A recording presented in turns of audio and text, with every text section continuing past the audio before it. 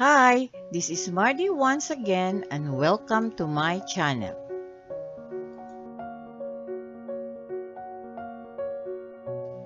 Tinikling, the Philippine national dance.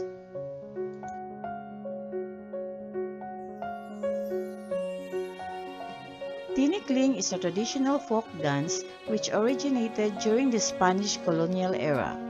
The dance involves two people beating, tapping, and sliding bamboo poles on the ground and against each other in coordination with one or more dancers who step over in between the poles in a dance.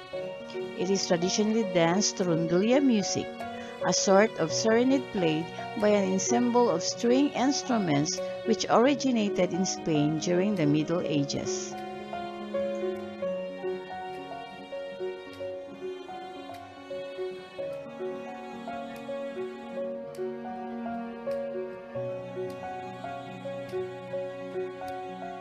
The name tinikling is a reference to a bird locally known as tickling. The term tinikling literally means to perform it tickling-like.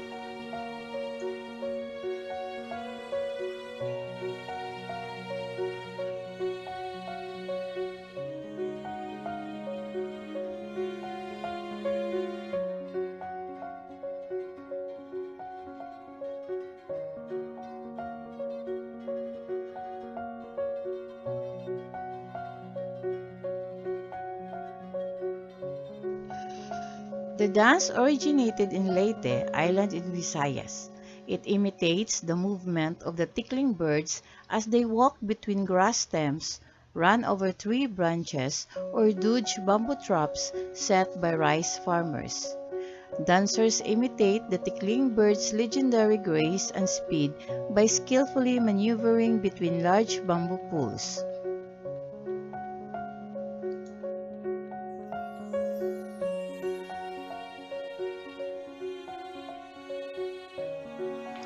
Today, tinikling is taught throughout the United States. In grades K-12, the dance is used as an aerobic exercise for physical education classes to help expand physical movements such as hand coordination, foot speed, and also rhythm.